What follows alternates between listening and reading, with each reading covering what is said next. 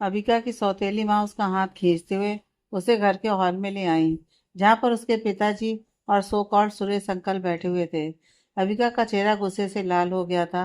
जब सुरेश ने अबिका को अपने सामने देखा तो वो उसे देखकर अजीब सी मुस्कान देने लगा, जिसे देखकर अबिका डर गई और उसके रेंगटे खड़े हो गए।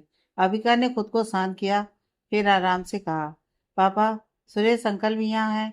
सुरेश को देखकर अबिका को ज्यादा हैरानी नहीं हो रही थी, क्योंकि उसे पता था कि सुरेश अंकल को उसकी सौतेली माँ ने ही घर पर बुलाया होगा।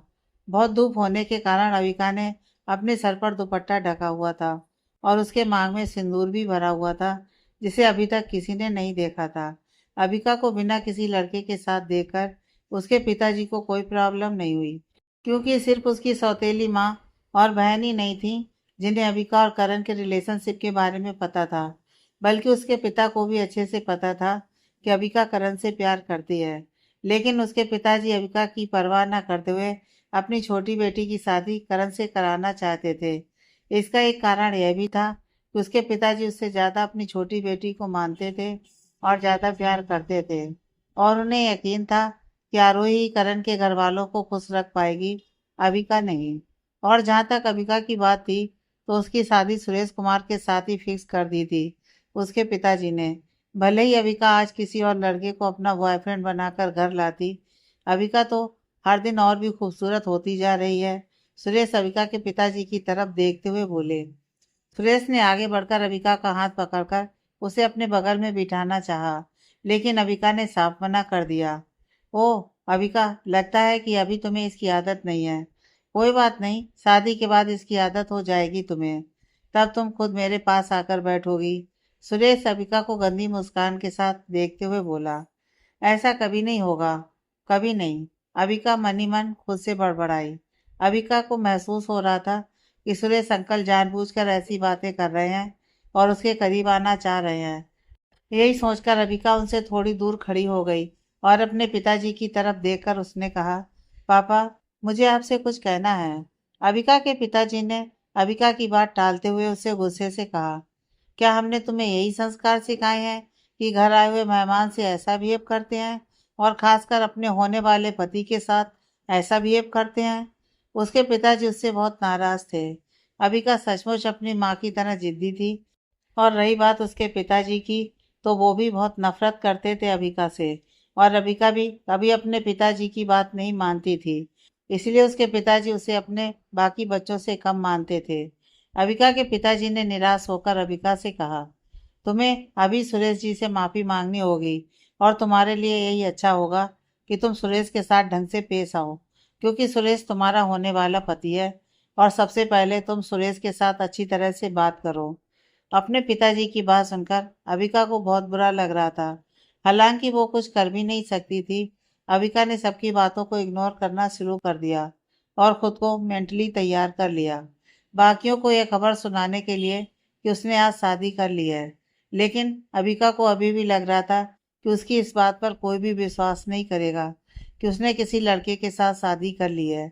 उसकी मांग का सिंदूर देखकर भी उसके घर वाले उसे झूठ ही मानेंगे, खासकर उसकी सौतेली माँ और बहन। अबिका को यूं चुपचाप खड़ी देखकर उसकी सौतेली माँ और बहन को अब लगने लगा था कि उसकी शादी अब सुरेश से होकर ही रहेगी। दोनों मन ही मन खुश हो रही थी, लेकिन उन्हें अभी थोड़ी देर में सदमा लगने वाला था अबिका की बात से। पिताजी, क्या आप पहले मेरी बात सुन सकते हैं? अबिका ने हिम्मत जुटाई और अपने सिर पर से दुपट्टा हटाते हुए ऊंची आवाज में कहा। वह यह जानती थी कि उसकी इस बात पर किसी को भी विश्वास नहीं होगा। फिर उसने अपने हाथों की मुट्ठी बांध ली और जोर से कहना शुरू कर दिया। पिताजी, आज मेरी शादी हो गई है। मैंने कोर्ट मैरिज कर लिया है। अबिका की मांग में सिंदूर देखकर हॉल में मौजूद सभी लोग हैरान रह गए, मानो सबके पैरों के नीचे से जमीन खिसक सी गई हो। अबिका ने सभी की हैरानी का फायदा उठाते हुए आगे कहा, सुरेश अंकल, अब जबकि मेरी शादी हो चुकी है, तो आप मेरे साथ शादी नहीं कर सकते हैं, और अगर आप मेरे साथ जबरन शादी करना चाहेंगे तो ये कानून के खिलाफ होगा, और मुझे पता है कि आप ऐसी हरकत नहीं करेंगे। अबिका की बात सुनकर सुरेश गुस्से से लाल हो गया। क्या बकवास कर रही हो तुम?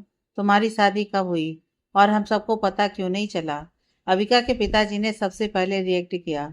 वो गुस्से से पूरी तरह लाल हो गए थे। उनका शरीर थोड़ा थोड़ा कांपने सा लगा था।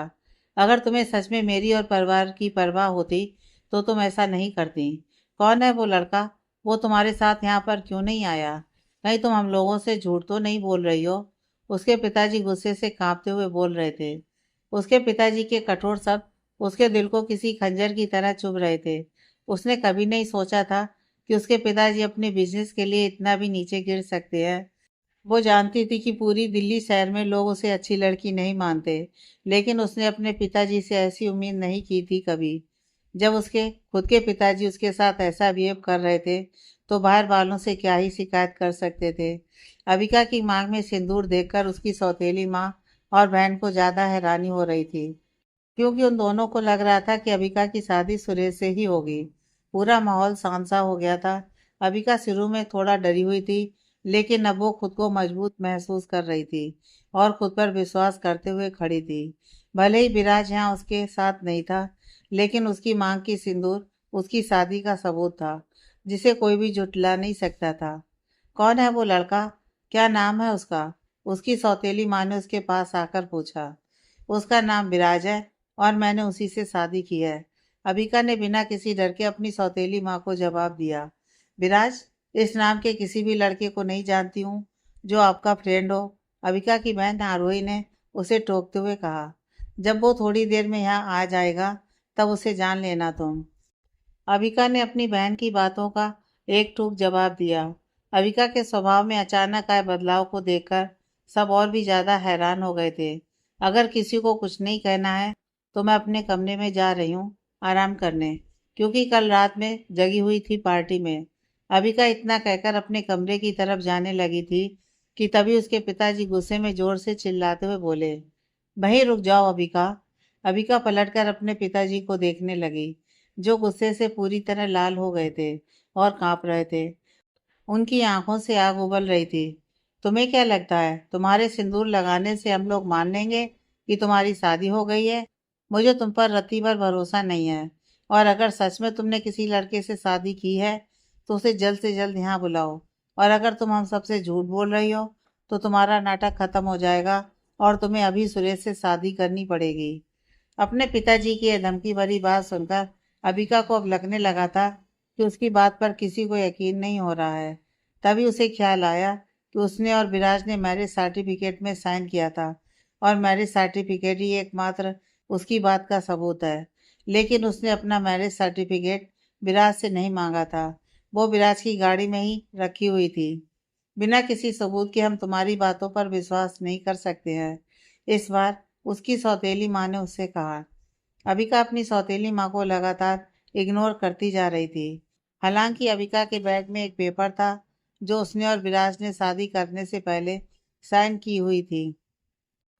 उसे जब यह बात याद आई, वो जल्दी से अपने बैग से उस पेपर को निकालकर अपने पिताजी को दिखाया। पिताजी, आपको सबूत चाहिए था ना? तो ये लीजिए। यह वो पेपर हैं जिनमें मैंने और विराज ने शादी करने से पहले साइन किया था। अबिका ने वो पेपर अपने पिताजी को देते हुए कहा। हमें पेपर नहीं, मैरिज सर्टिफिकेट दिखाओ। उसकी सौतेली माँ उसके पिताजी के हाथ से वो पेपर लेते हुए बोली। उस पेपर को देखने के बाद कोई अबिका की बात को सच मानने को तैयार नहीं था।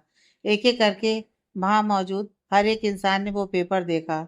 जब उसके पिताजी ने वो पेपर देखा तो बिना रुके गुस्से में जोर से बोले, अगर तुमने सच में शादी कर ली है तो तुम उस लड़के को तलाक दे दो और तुम्हारी शादी सुरेश से हुई होगी। ऐसा कहते हुए अविका के पिताजी का दिल तेजी से धड़क रहा था और वो और तेजी से कांप रहे थे। अपने पिताजी की यह बात सुनकर अविका को अपने पिताजी पर बहुत गुस्सा आ रहा था और निराश होकर उन्हें देख रही थी और मन ही मन सोच रही थी कि वे अपने बिजनेस के लिए अपनी बेटी की खुशी और उसकी सारी इच्छाएं एक पल में ख़त्म कर देना चाहते हैं। उन्होंने अपनी फैमिली बिजनेस के लिए अपने बेटे को विदेश भेज दिया और जब आरोही ने मेरे बॉयफ्रेंड को मुझसे दूर कर दिया तब भी वे कुछ नहीं बोले। आखिर वे इतना नीचे कैसे गिर सकते हैं? अबिका ने अपना सिर हिलाया और अपने पिताजी से कहा, आई एम सॉरी पापा, मैं विराज को तलाक नहीं दूंगी और ना ही सुरेश अंकल से शादी। इससे पहले कि अबिका अपनी बात पूरी कर पाती, उसके पिताजी ने गुस्से में उसे जोरदार थप्पड़ मारा। अगले ही सेकंड अबिका का गाल पूरी तरह से किसी पके हुए लाल टमाटर की तरह लाल हो गया था। इससे पूरा माहौल और भी ज्यादा शांत हो गया। लगातार 2 दिनों में उसे 3 लोगों ने जोरदार थप्पड़ मारा था, जिससे उसका गाल पूरी तरह से सूज गया था। मैं अभी कुछ नहीं जानता। तुम उस लड़के से तलाक लोगी और सुरेश से ही शादी करोगी, और अगर तुम ऐसा नहीं करोगी तो मुझे जबरन तुम्हारी शादी सुरेश से करानी होगी, उसके पिताजी ने जोर से चिल्लाते हुए कहा। जोरदार थप्पड़ की वजह से अविका की आंखों में आंसू आ गए थे, लेकिन उसने अपने इमोशन को कंट्रोल कर रखा था। अमन, अपनी बेटी को समझाओ, अगर वो मेरे साथ शादी नहीं करेगी तो तुम्हें बिजनेस में प्रॉब्लम हो सकती है, सुरेश ने धमकी भरे लहजे में अविका के पिताजी से कहा। तुम्हारे अंदर सच में शर्म नाम की चीज नहीं है? तुम कैसी बेटी हो जो अपने ही पिताजी की बात नहीं मान रही हो? देख रही हो कि तुम्हारी वजह से उनकी कितनी हालत खराब हो रही है, फिर भी तुम अपनी जिद पर अड़ी हुई हो। तुम्हें तो शर्म आनी चाहिए ऐसी हरकत के लिए, अबिका की माँ उसे तीखी नजरों से देखते हुए बोली। अबिका चुपचाप अपनी सौतेली माँ की बात सुनकर खड़ी रही। उसकी आंखों से लगातार आंसू निकल रहे थे। तभी अचानक दरवाजे की घंटी बजी। आरोही दरवाजा खोलने के लिए आगे बढ़ गई थी। इधर अविका के पिताजी गुस्से भरी आवाज में चिल्लाते हुए अविका से कह रहे थे, तुम्हारी जितनी जिद्दी लड़की मैंने आज तक नहीं देखी। तुम मेरे परिवार के लिए एक कलंक हो। काश तुम्हारी माँ तुम्हारे पैदा होने से पहले ही मर जाती तो आज मुझे यह दिन देखने को नहीं मिलता। या तो तुम उस लड़के से तलाक लो और सुरेश के साथ शादी करो, और अगर तुम ऐसा नहीं करोगी तो आज के बाद इस घर के दरवाजे तुम्हारे लिए हमेशा हमेशा के लिए बंद हो जाएंगे। अपने पिताजी की यह बात सुनकर उसका दिल पूरी तरह से टूट गया और उसकी आंखों में आंसू का सैलाब आ गया। अबिका का चेहरा पीला पड़ गया था। वो अपने पिताजी की बात सुनकर काफी ज्यादा टूट सी गई थी। उसे समझ में नहीं आ रहा था कि उसके पिताजी उस पर सुरेश अंकल से शादी करने के लिए इतना दबाव क्यों डाल रहे थे, जबकि वो अभी थोड़ी देर पहले सबको बता चुकी थी कि उसने विराज से शादी कर ली है और वो अब शादीशुदा है।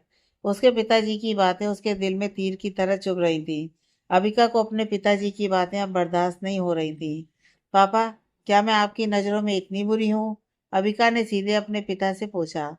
आप सभी चाहते हैं कि मैं सुरेश अंकल से शादी कर लूँ, लेकिन मैंने शादी कर ली है और मेरी शादी अभी 2 घंटे से भी कम समय हुए हैं, और आप मुझे तलाक लेने के लिए मजबूर कर रहे हैं। क्या आपके लिए अपने बच्चों की खुशी से ज़्यादा फैमिली बिजनेस मायने रखता है? आपने लालच में तो अपने भाइयों को भी फैमिली बिजनेस से दूर कर दिया है। क्या अब इतना आपके लिए काफी नहीं है? अबिका ने जोर से अपने पिताजी से कहा। अबिका का चेहरा पूरी तरह से उसके आंसुओं से तर हो गया था। अबिका को मालूम था कि वो जिस तरह से अपने पिताजी को बोल रही थी उससे उनको बहुत बुरा लग रहा था। अबिका को यूं जोर से बोलता देख उसके पिताजी को और ज्यादा गुस्सा आ गया। उन्होंने अबिका को दोबारा थप्पड़ मारने के लिए अपना हाथ उठाया। उसके पिताजी को ऐसा करते देख अबिका ने अपनी आंखें बंद कर लीं और अपने दांतों को कसकर दबाने लगी, ताकि इस बार जब उसको थप्पड़ पड़े तो उसका असर कम हो। अबिका के पिताजी दोबारा उसे थप्पड़ मारने के लिए अपना हाथ उठा ही रहे थे कि अचानक से किसी ने उनका हाथ पकड़ लिया था। भाई, जब आरोही दरवाजा खोलने गई थी तब वहां और कोई नहीं बल्कि विराज खड़ा था। आरोही के दरवाजा खोलते ही विराज घर के अंदर आ गया था और ये सारी चीजें देख रहा था जो अबिका के साथ हो रहा था। आरोही उससे पूछ रही थी कि तुम कौन हो और यूं हमारे घर में कैसे घुसे चले आ रहे हो, लेकिन विराज ने आरोही को इग्नोर करते हुए अबिका के साथ हो रहे अन्याय को देख रहा था। जब विराज ने अबिका के पिताजी का हाथ पकड़ा तब उनका गुस्सा सातवें आसमान पर पहुंच गया था। हेलो अंकल, विराज ने शांत भाव से कहा। विराज की आवाज़ सुनकर अबिका ने अपनी आंख खोली। अपने सामने विराज को खड़ा पाकर वो मनी मन बहुत खुश हुई, मगर अब तक पूरे हॉल में शांति सी छा गई थी। कोई कुछ भी नहीं बोल रहा था। सबको मानो शौक सा लग गया हो। विराज ने अपने लेफ्ट हैंड से अबिका को अपने पीछे कर दिया ताकि अब कोई उसे चोट ना पहुंचा सके। तुम कौन हो? अबिका के पिताजी ने पैनी नजरों से विराज को देखते हुए कहा। मैं विराज हूँ, अबिका का पति। हम दोनों ने शादी कर ली है और आई एम सॉरी कि मैं आपके साथ ऐसा बिहेव कर रहा हूँ, लेकिन आपको अपनी बेटी को यूँ थप्पड़ नहीं मारना चाहिए, विराज ने अबिका के पिताजी का हाथ छोड़ते हुए कहा। विराज की बात सुनकर उनके सामने खड़ी अबिका की सौतेली माँ ने हैरान होकर कहा, तुमने क्या कहा? तुम अबिका के पति हो? विराज ने उनकी तरफ देखा और कहा, क्या आपको किसी सबूत की जरूरत पड़ेगी? क्या मुझे साबित करना होगा कि मैं अबिका का पति हूँ? विराज ने विश्वास भरे शब्दों में कहा, जिससे अबिका की सौतेली माँ के चेहरे पर 12 बज गए थे। उनका चेहरा पीला पड़ गया था। वो विराज की बात सुनकर चुप हो गईं। विराज के अचानक से आ जाने से सब लोग हैरान रह गए थे। विराज देखने में अच्छा था। उसकी शारीरिक बनावट लोगों को अपनी तरफ अट्रैक्ट कर रही थी। अबिका की किस्मत कितनी अच्छी है। करण ने इसे छोड़ दिया, लेकिन फिर भी उससे अच्छा दिखने वाले लड़के से इसने शादी कर ली। आरोही जेलस होकर अबिका की तरफ एकटक देखे जा रही थी और अपने मन में ये सब बातें सोच रही थी। ऐसा सोचते वक्त वो अपने दांतों को गुस्से से पीस रही थी। विराज ने अबिका की तरफ देखा, जो चुपचाप खड़ी थी।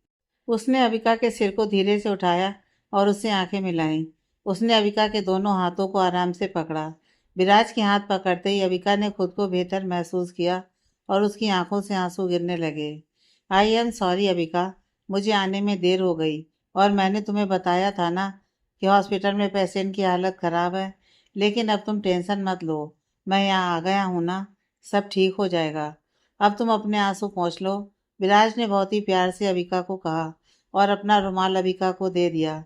विराज का बिहेव काफ़ी अच्छा था। वो दुखी होने पर भी शांत रहता था। तुम ज़्यादा सोचो मत और रोना बंद करो प्लीज़। वहीं पास ही खड़े अविका के पिताजी का गुस्सा शांत होने का नाम नहीं ले रहा था, लेकिन विराज के बिहेव से उनका गुस्सा अब ठंडा होने लगा था। उन्होंने सख्ती से विराज से पूछा, तुम अविका को कैसे जानते हो और तुम दोनों ने शादी कब की? क्या तुम नहीं जानते थे कि अविका की पहले से ही सगाई हो चुकी है कुमार ग्रुप के मैनेजर सुरेश कुमार के साथ? अपने पिता की ये बात सुनकर अविका उन्हें और हैरानी से देखने लगी। उसे यकीन ही नहीं हो रहा था कि उसके पिता बिजनेस के लिए इतना नीचे गिर सकते थे और झूठ बोल सकते थे। विराज ने सुरेश की तरफ देखते हुए कहा, मुझे इस बात का अफसोस है, लेकिन जहाँ तक मुझे पता है अविका ने कुमार ग्रुप के मैनेजर सुरेश कुमार से शादी नहीं की है और उससे पहले हमारी शादी हो चुकी है, इसलिए अब अविका सिर्फ मेरी है। विराज की बात सुनकर अविका अब खुद को ज़्यादा सेफ महसूस करने लगी थी, क्योंकि उसके सामने खड़ा विराज उसके लिए हर चीज़ से लड़ने के लिए तैयार खड़ा था। लेकिन पास खड़ी आरोही का चेहरा पूरी तरह से उतर चुका था। उसे यह सब देखकर और जेलस फील हो रहा था। उसने सीधे विराज से कहा, क्या आप मेरी बहन अविका को पहले से ही जानते हो या फिर कल ही मिले और शादी कर ली? अगर आप मेरी बहन को पहले से जानते थे तो आप उससे शादी करने की हिम्मत नहीं करते। आरोही के पीछे पीछे उसकी माँ ने भी उसकी बातों को आगे बढ़ाते हुए कहा, शहर के लगभग हर किसी को हमारी फैमिली मैटर के बारे में पता है। मुझे तो हैरानी हो रही है कि तुम्हें यह सब पता कैसे नहीं चला। यह बात सुनकर विराज ने कहा, अविका मेरे लिए बहुत अच्छी है। भले ही आप सब अविका को अच्छी माने या ना माने, मुझे अविका पर पूरा भरोसा है और मेरा मानना है कि अविका अच्छी लड़की है और मैंने अविका को अपनी पत्नी बनाकर कुछ गलत नहीं किया है। और अब चाहे जो भी हो, अविका मेरी वाइफ है तो है। विराज की आवाज़ धीमी थी और एक पोलाइटनेस थी उसकी आवाज़ में। विराज की बात सुनकर अविका की आंखों में आंसू आ गए। वह इंसान जिससे वो जिंदगी में सिर्फ 2 ही बार मिली थी, वो इंसान बिना किसी हिचकिचाहट के उस पर भरोसा करता था और उसके लिए पूरी दुनिया से लड़ने के लिए तैयार था। लेकिन उसके खुद के पिताजी उस पर भरोसा नहीं करते थे। विराज अपने साथ उस मैरिज सर्टिफिकेट को भी लेकर आया था।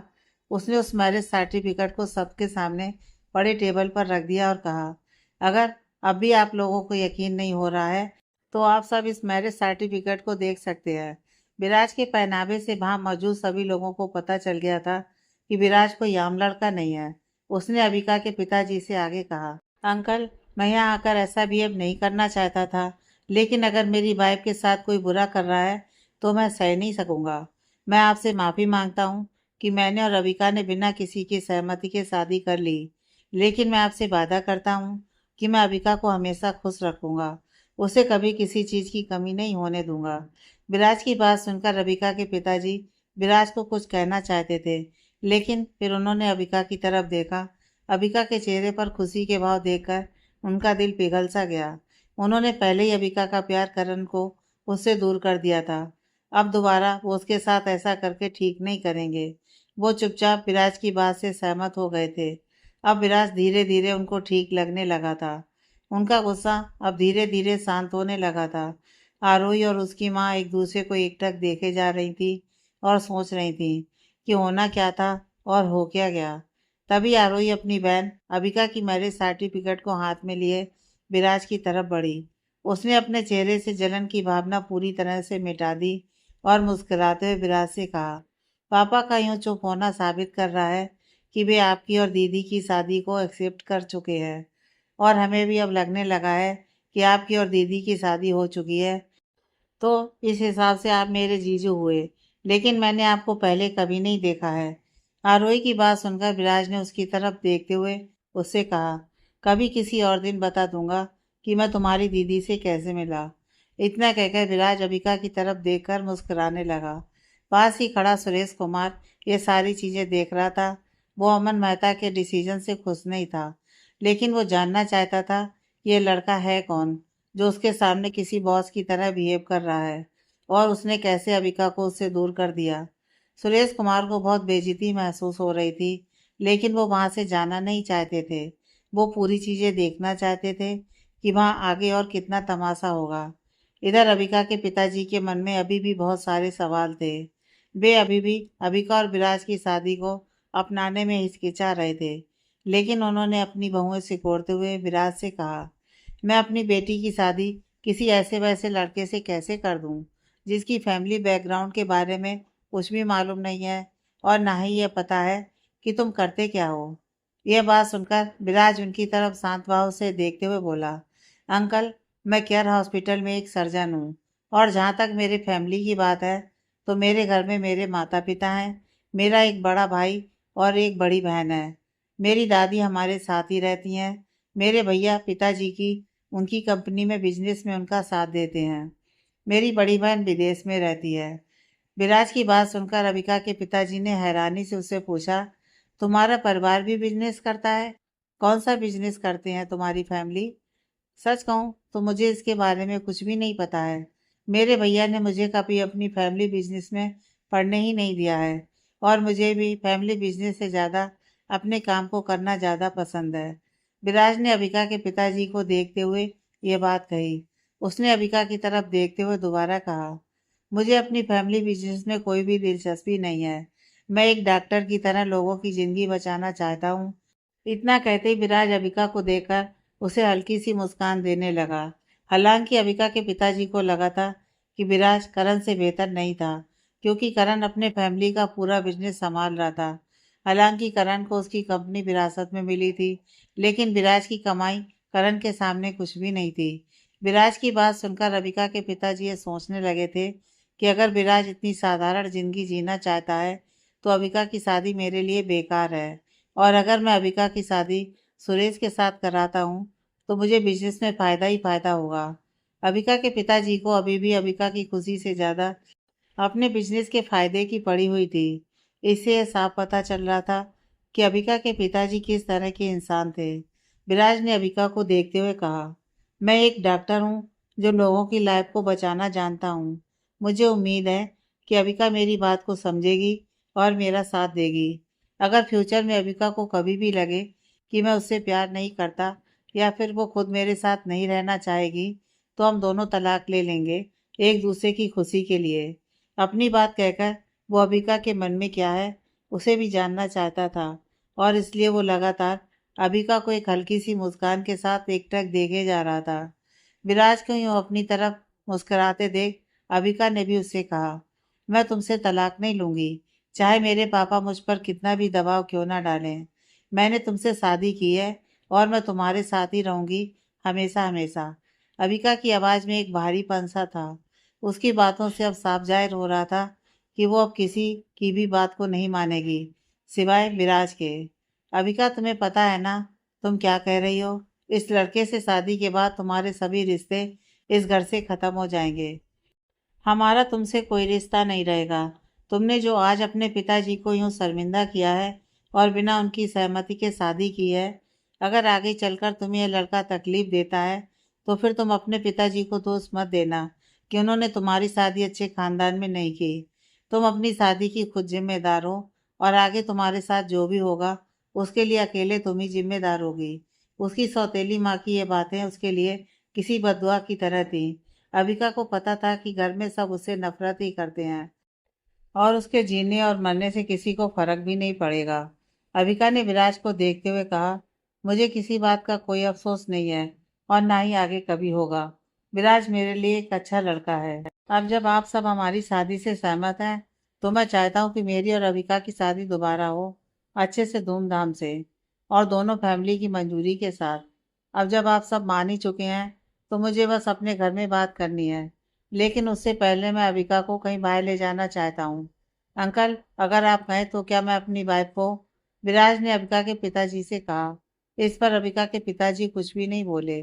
विराज उनकी चुप्पी समझ गया और अबिका को घर से बाहर कहीं ले जाने लगा, क्योंकि उसे लग रहा था कि अबिका आज सुबह से ही बहुत कुछ सुन चुकी है और उसे अच्छी जगह ले जाना होगा जहाँ वो बेटर फील करे। वो दोनों अकेले काफी देर घूमते हुए कार में चुपचाप बैठे हुए थे। तभी विराज ने हल्की सी कार की खिड़की को खोल दिया ताकि बाहर की ताजी हवा कार के अंदर आ सके। अबिका, अगर तुम्हें अभी भी कोई प्रॉब्लम है या फिर तुम इस शादी से खुश नहीं हो तो तुम्हें मेरे साथ रहने की कोई ज़रूरत नहीं है। मैं तुम्हारे ऊपर कोई दबाव नहीं डालूंगा और ना ही तुम्हें मजबूर करूंगा कि तुम मेरे साथ रहो। अब अगर तुम अपनी नई जिंदगी शुरू करना चाहती हो तो मैं उसमें भी तुम्हारी मदद करूंगा। विराज ने अपनी चुप्पी तोड़ते हुए अविका से कहा। विराज कार चलाते हुए अविका को देख रहा था, जो उसके बगल वाली सीट पर बैठी हुई थी। विराज की नज़र अविका के चेहरे पर से हटी नहीं रही थी। अविका के चेहरे की खूबसूरती विराज की आंखों को सुकून दे रही थी और जब विराज ने अविका को पहली बार देखा था तो उसकी खूबसूरती पर फिदा हो गया था। अविका ने अपनी आंखें उठाई और विराज की तरफ देखते हुए कहा, अब मैं तुम्हारी वाइफ हूँ और मेरी लाइफ तुम्हारे साथ ही कटेगी, हमेशा हमेशा। अविका ने विराज की बात को मानने से इनकार किया और उसके साथ शादी को एक्सेप्ट कर ली। अविका ने विराज को देखकर अपने चेहरे पर हल्की स्माइल दी। उसकी हल्की सी मुस्कान उसके चेहरे को और भी ज्यादा खूबसूरत बना रही थी। अविका की हल्की सी मुस्कान ऐसी लग रही थी कि मानो बसंत के मौसम में सुंदर फूल खिले हों। विराज, तुमने मेरे पापा से कहा था कि तुम मेरा ख्याल रखोगे और मेरा साथ हमेशा दोगे।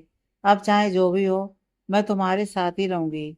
और तुमने सही कहा, मुझे अपनी फैमिली से छुटकारा पाने के लिए तुम्हारी मदद की ज़रूरत है। मुझे भी मालूम है कि तुम मेरे साथ खुश हो। अविका ने उत्सुकता भरी आवाज में कहा। ऐसा लग रहा था कि अविका अब समझ सकती थी कि विराज के दिल में क्या चल रहा है। दोनों एक दूसरे को एकटक देखे जा रहे थे। दोनों की आंखें एक दूसरे की आंखों में डूब रही थीं। तभी अविका ने विराज को प्यार भरी नजरों से देखते हुए कहा, विराज, मुझे उम्मीद है कि शादी के बाद हमारी लाइफ अच्छी होगी। अविका की बात सुनकर विराज भी मुस्कुराने लगा। सिर्फ 2 दिन की मुलाकात में दोनों ने अपनी जिंदगी का सबसे अहम कदम महज कुछ ही घंटों में तय कर लिया था। मैं कल तुम्हें अपने घर ले जाऊंगा, अपने मम्मी पापा से मिलाने के लिए। विराज अपनी कल के प्लान के बारे में बातें करने लगा था। दोनों एक दूसरे से बातें करने लगे। विराज अबिका को उसके घर ले जा रहा था क्योंकि अब शाम होने को आई थी, इसलिए वो अबिका को जल्दी घर पहुंचा देना चाहता था। वो दोनों अब लगभग घर पहुंचने ही वाले थे। अब हम दोनों एक दूसरे को इतना जान चुके हैं तो एक सेल्फी तो बनती है, अबिका ने विराज से हंसते हुए कहा। हाँ, क्यों नहीं, विराज ने भी मुस्कुराते हुए हामी भरी। अबिका आज इतने दिनों बाद बहुत खुश लग रही थी। उसने अपना फोन निकाला और सेल्फी लेने के लिए फोन को हाथ में पकड़ लिया, लेकिन तभी विराज ने जोर से ब्रेक लगाया, जिससे कार अचानक से रुक गई। कार के अचानक रुकने से अबिका को एक तेज झटका महसूस हुआ और उसका फोन उसके हाथ से गिर गया। तुमने अचानक से कार क्यों रोक दी? अबिका ने खुद को संभालते हुए विराज से कहा। अबिका ने अपना सिर घुमाया और कार की हेडलाइट की रोशनी में खड़े एक आदमी को देखा। उस आदमी को देखकर अबिका की सारी खुशी एक पल में गायब हो गई। विराज ने भी उस आदमी को देखा। वो उस आदमी को जानता था। विराज ने अपना सिर अबिका की तरफ घुमाया और उसे देखने लगा। विराज को अपनी तरफ देखता देख अबिका काफी डर गई। अबिका ने कार का गेट खोला और कार से बाहर निकल आई और उस आदमी की तरफ बढ़ने लगी। वो आदमी कोई और नहीं बल्कि करण था। अबिका करण के पास जाकर बोली, करण, तुम यहाँ पर? अबिका ने खुद के इमोशन को संभाला और फिर करण से कहा, अब तुम मेरी बहन से शादी कर सकते हो। मुझे भी खुशी होगी कि तुम मेरी बहन से शादी कर रहे हो। मेरी भी अब शादी हो चुकी है। अबिका आगे कुछ बोल पाती उससे पहले ही करण ने उसके करीब आकर उसे अपनी बाहों में भर लिया और उसके कान में कहा, आई एम सॉरी अबिका, मैं गलत था और तुम्हें भी मैंने गलत समझा। मैं आरोही से शादी नहीं करना चाहता, मैं तुमसे शादी करना चाहता हूँ अबिका। प्लीज मुझे माफ कर दो और वापस मेरी लाइफ में आ जाओ। करण के इस बिहेव से अबिका बहुत हैरान हो गई थी। वही कार में बैठे विराज की आंखें सुकुड़ सी गई थी और वो अपने सामने खड़े करण को तीखी नजरों से देख रहा था। करण ने जब अबिका को गले लगाया तब भी विराज के हाव भाव बिल्कुल नहीं बदले। वो बस अपने सामने दोनों को एकटक देखे जा रहा था। उसका हाथ कार के स्टीयरिंग व्हील पर था और अपनी राइट हैंड की उंगली से एक बीट पर थपथपा रहा था। अभिका को कुछ समझ में नहीं आ रहा था कि अचानक करण को क्या हो गया है। कल वो आरोही के बर्थडे पर अभिका को पहचानने से इनकार कर रहा था और आज यूं अचानक ऐसे। अभिका ने किसी तरह अपने आप को करण की बाहों से खुद को अलग किया और उसे दूर धकेलते हुए बोली, करण, बिहेव योरसेल्फ। अब मैं तुम्हारी गर्लफ्रेंड नहीं रही और अब तुम मेरी बहन के हस्बैंड बनने वाले हो, तो तुम अपनी हद में रहो। अबिका एक पल के लिए भूल गई थी कि कार में बैठा विराज ये सब देख रहा था। जब उसे विराज का ख्याल आया तब उसने झट से पलटकर कार में बैठे विराज की तरफ देखने लगी। विराज को यूं देखकर अबिका करण की तरफ मुड़ी और उसे गुस्से से कहा, करण, अब मेरी शादी हो चुकी है। अब तुम इस उम्मीद को छोड़ ही दो कि हम दोनों दोबारा से एक हो सकते हैं। एक टाइम था जब मैं तुम्हारी गर्लफ्रेंड थी और तुम मेरे बॉयफ्रेंड थे, लेकिन अब ऐसा कुछ नहीं है। मुझे उम्मीद है कि तुम मेरी बात को समझोगे। इतना कहकर अबिका वापस कार की तरफ आने लगी। तभी करण ने उसके हाथ को कसकर पकड़ लिया। अबिका, प्लीज ऐसा मत करो। मैं तुमसे बहुत प्यार करता हूँ। तुम्हें तो पता है कि मेरे घर वाले भी चाहते थे कि मेरी शादी तुम्हारी फैमिली में हो। अगर सब सच तुम पहले बता देती तो आज मैं तुम्हारी बहन आरोही से शादी करने के लिए तैयार नहीं होता। मुझे शुरू से ही तुम पसंद थी।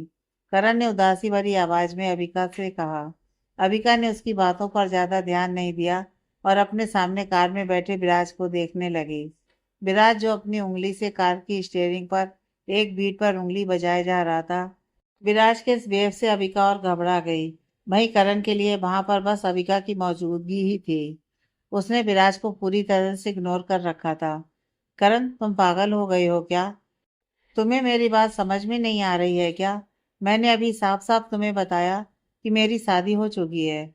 और वैसे भी मैंने कल तुम्हें आरोही के बर्थडे पार्टी में पूछा था कि तुम किससे प्यार करते हो, तो तुमने बिना हिचकिचाए मेरी बहन को एक्सेप्ट किया था। अबिका ने गुस्से से घूरते हुए करण से कहा। अबिका ने अपना हाथ छुड़ाने की कोशिश की, लेकिन करण ने अबिका का हाथ मजबूती से पकड़ रखा था, जिसे अबिका चाहकर भी छुड़ा नहीं पा रही थी। अबिका करण के साथ 4 साल से रिलेशनशिप में थी और अभी भी उसके दिल में करण के लिए प्यार था। लेकिन अबिका करण के पास वापस नहीं जाना चाहती थी। वो विराज के साथ ही रहना चाहती थी। अबिका, मुझे एक और मौका दे दो, प्लीज, एक लास्ट चांस। अबिका, मैं इस बार तुम्हें छोड़कर नहीं जाऊंगा, करण ने गिड़गिड़ाते हुए अबिका से बोला। करण की यह बात सुनकर अबिका उसे हैरानी से घूरने लगी। अबिका अचानक मुस्कुराई। उसे पता था कि करण किस तरह का इंसान है। उसे बस अपनी फैमिली की इज्जत के बारे में पड़ी रहती है और कैसे वो दूसरों की बात में आकर उसने अबिका को छोड़ दिया था। अबिका ने करण से फीकी मुस्कान के साथ कहा, मुझे माफ कर दो करण, अब ऐसा नहीं हो सकता है। बेहतर यही होगा कि तुम मुझे भूल ही जाओ। अबिका, प्लीज ऐसा मत करो। और तुमने इतनी जल्दी किससे शादी कर ली है? मैं तुम्हारे शादी को नहीं मानता हूँ। तुम प्लीज मेरी बात को समझो, करण ने जोर से अबिका से बोला।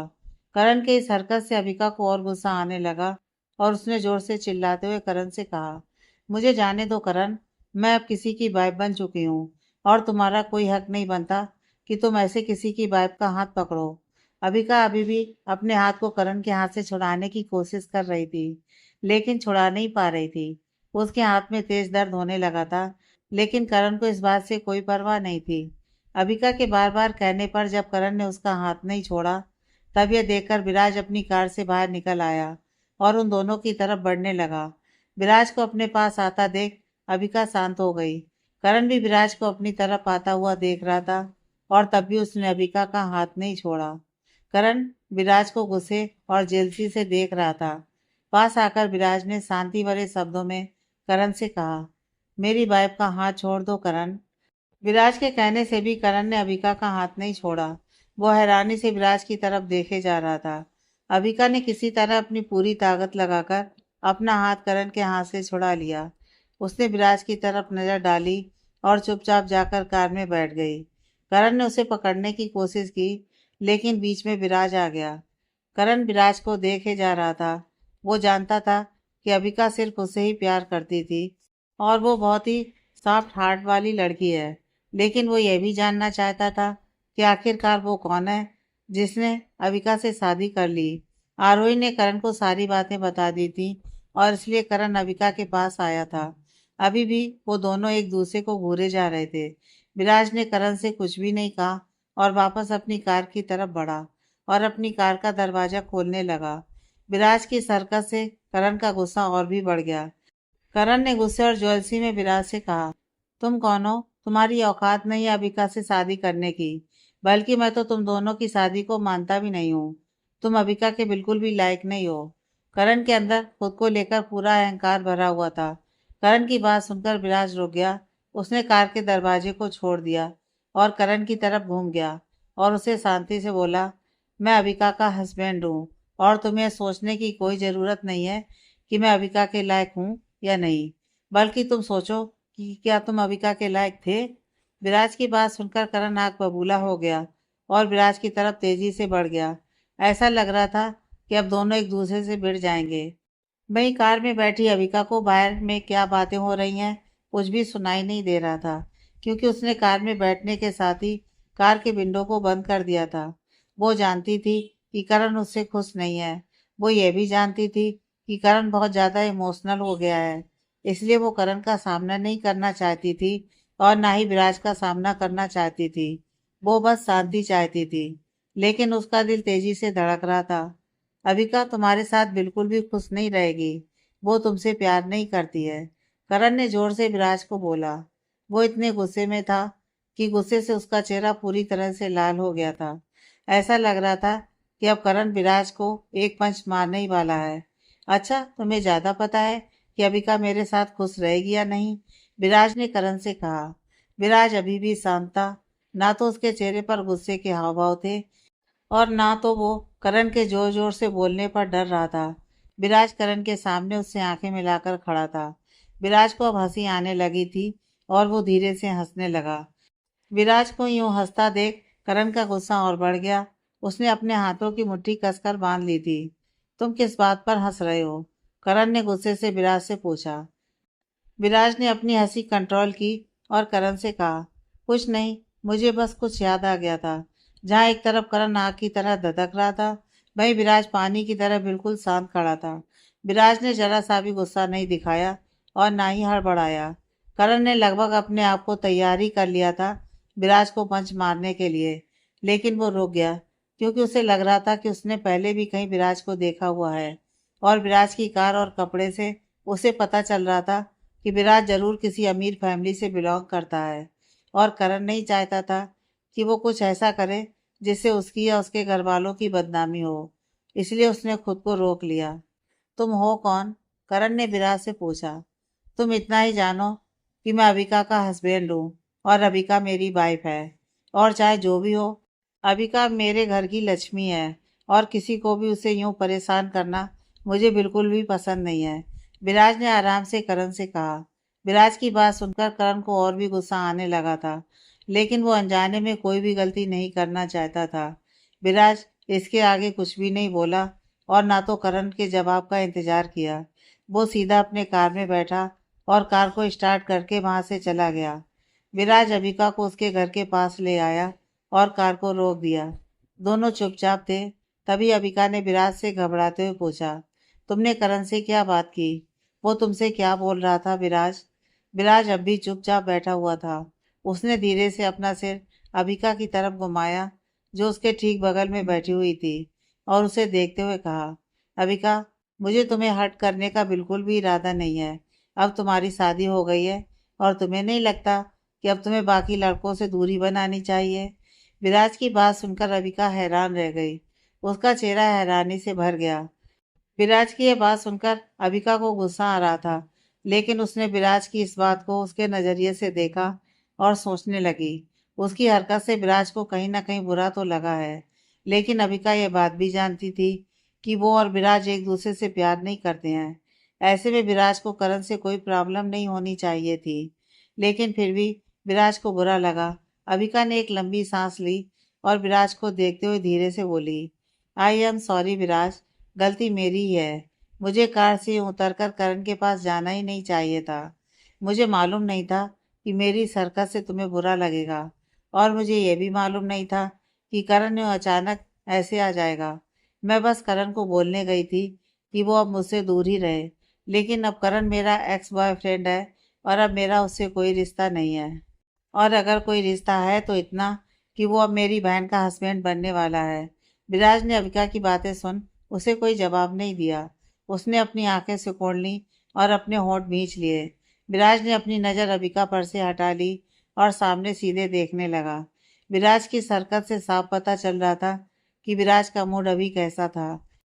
मुझे तब कुछ भी समझ में नहीं आ रहा था विराज, अविका विराज की तरफ देखते हुए उससे बोली। लेकिन विराज ने उसकी बातों पर कोई रिएक्ट नहीं किया। ऐसा लग रहा था कि विराज अब करण के बारे में बात ही नहीं करना चाहता था। अविका उसे बहुत कुछ बताना चाहती थी, लेकिन विराज सुनना ही नहीं चाहता था। अविका ने खुद को शांत किया और विराज से बोली, आई एम सॉरी विराज, मुझे तुम्हें यह सब पहले ही बता देना चाहिए था। मैं अब तुमसे कुछ भी नहीं छुपाऊंगी। आई प्रॉमिस टू यू विराज। लेकिन विराज ने अबिका की इस बात पर भी ध्यान नहीं दिया और कार का दरवाजा खोलकर कार से बाहर निकल आया। विराज को ऐसा करते देख अबिका फिर से हैरान रह गई। वो समझ नहीं पा रही थी कि विराज के मन में क्या चल रहा है और वो क्या चाहता है।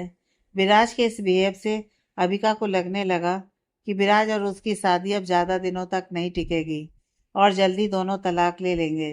विराज घूमकर अबिका की तरफ आया और उसके लिए कार का दरवाज़ा खोला और अबिका को उतरने के लिए कहा। विराज की बात सुनकर अबिका कार से उतरने लगी। उसका सारा ध्यान विराज की तरफ था कि तभी उसका पैर उलझता गया और वो नीचे गिरने लगी। उसे नीचे गिरता देख विराज आगे बढ़कर उसे संभालता है और अबिका को अपनी बाहों में भर लेता है। इस वक्त विराज का हाथ अबिका की कमर पर था और अबिका का हाथ विराज के कंधे पर। पूरा माहौल शांत सा हो गया था। दोनों के लिए मोमेंट रोमांस भरा था। दोनों एक दूसरे को एकटक देखे जा रहे थे। ऐसा लग रहा था कि अगले ही पल दोनों एक दूसरे को किस कर लेंगे। दोनों पहली बार एक दूसरे के इतना करीब आए थे। तभी अबिका ने शर्म के मारे अपना सिर नीचे कर लिया और खुद को संभालते हुए विराज से बोली, आई एम सॉरी, मेरा पैर फंस गया था। कोई बात नहीं, तुम गिरने से तो बच गई। विराज ने अपना हाथ अबिका की कमर पर से हटाते हुए कहा। दोनों एक दूसरे से दूर हट गए। तभी विराज ने कार का दरवाजा बंद किया और अबिका के साथ उसके घर के दरवाजे तक जाने लगा। विराज वहीं बाहर दरवाजे के पास खड़ा हो गया था और अबिका घर के अंदर जा चुकी थी कि तभी विराज ने उसे अचानक से कहा, मैंने करण से कहा कि तुम मेरी वाइफ हो और वो तुमसे दूर ही रहे तो बेहतर होगा। अबिका ने मुड़कर विराज की तरफ देखा और अपनी पलकें झपकाईं। उसने अपना सिर हिलाया और वापस घर के अंदर जाने लगी। उसने विराज की बातों का कोई जवाब नहीं दिया। विराज वहीं दरवाजे पर खड़े होकर अबिका को जाते हुए देख रहा था। हॉल से अबिका का कमरा ज़्यादा दूर नहीं था, लेकिन पता नहीं आज अबिका के लिए दूरी बढ़ गई थी। अबिका पूरी तरह से शर्मिंदा थी। उसका चेहरा पूरी तरह से लाल हो गया था। उसके दिमाग में सिर्फ एक ही बात चल रही थी कि जब वो और विराज पहली बार होटल में मिले थे तब उसने उसका टॉवल खींच लिया था और अभी वो विराज की बाहों में गिर गई। ओह गॉड, पता नहीं विराज मेरे बारे में क्या सोच रहा होगा। अबिका इतना शर्मिंदा थी कि उसने मुड़कर विराज को बाय भी बोलना नहीं चाहा। आरोही सीढ़ियों से खड़े होकर ये सब देख रही थी। उसने विराज से कहा, हाय जीजू।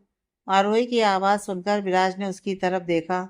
उसने आरोही को पूरी तरह इग्नोर किया और अबिका की तरफ आगे बढ़कर उसका हाथ पकड़ लिया और उसके माथे पर किस करते हुए धीरे से उसके कानों में कहा, गुड नाइट अबिका, मैं कल तुम्हें लेने आऊँगा, तुम तैयार रहना। विराज के ऐसा करने से अबिका काफ़ी हैरान रह गई। उसे समझ में नहीं आया कि विराज ने ऐसा क्यों किया।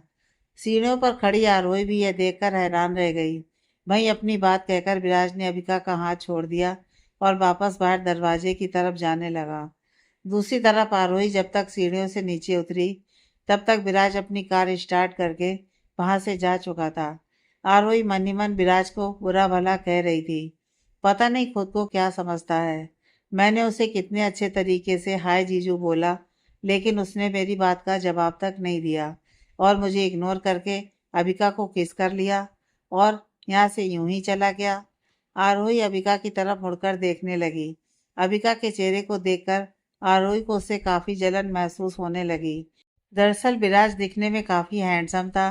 विराज की सुनहरी आंखें, उसकी लंबी नाक, उसकी मुस्कान और उसकी अट्रैक्टिव बॉडी किसी भी लड़की का दिल यूं ही चुराने के लिए काफी था। और इन्हीं सब चीजों से आरोही को जलन हो रही थी कि आखिरकार अबिका को इतने अच्छे और स्मार्ट लड़के कैसे मिल जाते हैं। आरोही अबिका की तरफ आगे बढ़ी और उससे बोली, दीदी, अगर आप बुरा ना मानो तो क्या मैं एक बात पूछ सकती हूँ? आप विराज से कब मिली? मैंने कभी विराज को आपके दोस्तों के बीच नहीं देखा। आप विराज से पहली बार कब मिली थी? क्या जीजू को आपके बारे में सब कुछ पता है? क्या उनको पता है कि आप कितनी बदनाम है इस शहर में? अगर उनको आपके बारे में सब कुछ पता नहीं है, तो जब आपके बारे में उनको पता चलेगा, तभी वो आपको ऐसे ही आकर किस करेंगे। अबिका को आरोही की बातें बचकानी लगी। वो समझ नहीं पा रही थी कि आरोही को विराज से क्या प्रॉब्लम है। क्या विराज ने अभी उसकी बात का कोई जवाब नहीं दिया, या फिर विराज ने मेरे साथ शादी की इसलिए आरोही विराज से चिढ़ती थी? मुझे समझ में नहीं आ रहा है कि वैसे भी आरोही जैसी लड़की के दिमाग में ऐसे ही ऊटपटांग ख्याल आएंगे। अबिका इस समय आरोही से कोई बहस नहीं करना चाहती थी। अबिका ने आरोही की बातों का कोई भी जवाब नहीं दिया और अपने रूम में चली गई। उसने अपने कमरे का दरवाजा बंद किया और दरवाजे से सटकर फर्श पर बैठ गई। अबिका का टेंस चेहरा अब नरम होने लगा था। वो अभी भी इस ख्याल से बाहर नहीं आई थी कि विराज ने उसे किस किया। उसे यकीन नहीं हो रहा था कि इतनी जल्दी विराज ऐसा करेगा। अबिका अभी भी विराज के चूमे हुए होंठ को अपने माथे पर महसूस कर सकती थी। अबिका सोच में पड़ गई कि क्या विराज को उसके बारे में सब कुछ पता है? क्या विराज सच में इतना अच्छा है या बस अच्छा बनने का दिखावा कर रहा है? यह सब सोचते सोचते अबिका खड़ी हुई और बिस्तर पर लेट गई। दिन भर की भागदौड़ से अबिका काफी थक चुकी थी। उसके साथ इतनी घटनाएं तेजी से घट रही थीं कि वो कुछ समझ नहीं पा रही थी और इसकी वजह से वो मेंटली और फिजिकली पूरी तरह से थक गई थी। लेकिन विराज के उसे किसने अबिका में नई जान डाल दी थी। यही सब बातें सोचते सोचते अबिका की आंख लग गई और वो सो गई। आज की रात पूरी दिल्ली शहर में दो बातों की चर्चा हो रही थी। पहली है कि दिल्ली के फेमस अरोड़ा फैमिली ने अपने छोटे बेटे की शादी करने का फैसला कर लिया था, जिसने आज ही किसी और लड़की से चुपचाप शादी कर ली थी। और दूसरी बात यह कि मेहता फैमिली की बड़ी बेटी, जो पूरे शहर में बदनाम थी, उसकी भी शादी किसी डॉक्टर से हो गई। ये दोनों खबरें पूरे न्यूज़ चैनल पर चल रही थी। भाई अबिका इन बातों से पूरी तरह अनजान थी।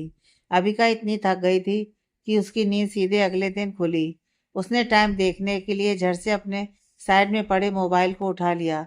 अबिका ने रात को अपने फ़ोन को फ्लाइट मोड पर ऑन कर दिया था ताकि कोई उसे डिस्टर्ब ना कर सके। जैसे ही अबिका ने फ्लाइट मोड ऑफ किया, तभी उसके फ़ोन पर उसकी दोस्त नेहा का मैसेज आया। अपनी दोस्त का मैसेज देख अबिका बिस्तर पर बैठ गई और वो मैसेज पढ़ने लगी।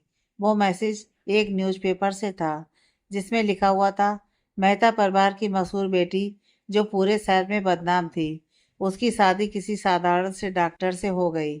आखिरकार उसने उस भोले से डॉक्टर को अपने जाल में कैसे फंसा लिया। इतना पढ़ते ही अबिका ने अपने फ़ोन को गुस्से से बंद कर दिया।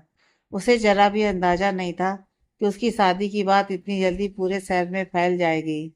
अबिका अपने सिर पर हाथ रखकर सोचने लगी, पता नहीं जब विराज की फैमिली वाले ये खबर पढ़ेंगे तो वो मेरे बारे में क्या सोचेंगे। क्या वो मुझे अपनाएंगे भी या नहीं? क्या पता विराज ये खबर देखकर मुझे तलाक देना चाहता हो। और कोई भी फैमिली ऐसी बहू नहीं चाहेगी जो पूरे शहर में बदनाम हो।